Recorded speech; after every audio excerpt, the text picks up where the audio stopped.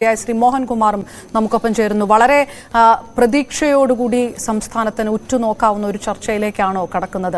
ഇതിനകത്ത് കേന്ദ്രം നേരത്തെ തന്നെ നിലപാട് വ്യക്തമാക്കിയിരിക്കുന്നു. അത് അധിക കടമെടുപ്പ് അനുവദിക്കാനാവില്ല എന്നൊരു നിലപാടിൽ കേന്ദ്രം നേരത്തെ തന്നെ നിൽക്കുന്ന ഒരു സാഹചര്യമുണ്ട്. സ്വാഭാവികമായിട്ടും അധിക കടമെടുപ്പ് അല്ലെങ്കിൽ കടമെടുപ്പ് പരിധി അനുവദിക്കണം, അടിയന്തരമായിട്ട് കടമെടുപ്പിന് അനുവാദം നൽകണമെന്ന് കേരളം ആവശ്യപ്പെടുകയും ചെയ്തിരിക്കുന്നു. അവിടെ തന്നെ അതെ, ഏത് രീതിയിൽ പ്രതീക്ഷ അർപ്പിക്കാൻ കഴിയുമെന്ന് താങ്കൾ വിലയിരുത്തുന്നുണ്ടോ? ഹലോ, കേൾക്കാം ശ്രീ മോഹൻകുമാർ.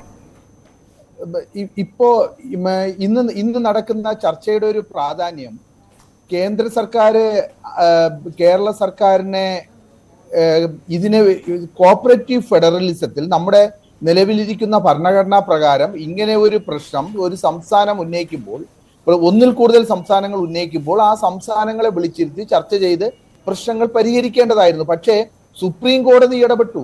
സുപ്രീം കോടതി പറയുന്നു ഇന്ത്യൻ ഭരണഘടനയ്ക്ക് ഒരു വെല്ലുവിളിയായി തീർന്നിരിക്കുകയാണ് കേന്ദ്ര സർക്കാരിന്റെ ഇപ്പോഴത്തെ നടപടികൾ.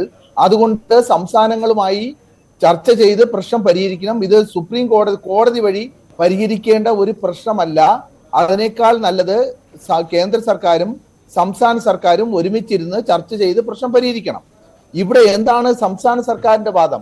293 വകുപ്പ് പ്രകാരം സംസ്ഥാനത്തിന് കടമെടുക്കാൻ കേന്ദ്ര സർക്കാരിന്റെ അനുമതിയുടെ ആവശ്യമില്ല എന്നുള്ളതാണ് കേരള സർക്കാർ ഇപ്പോൾ വാദിക്കുന്നത്.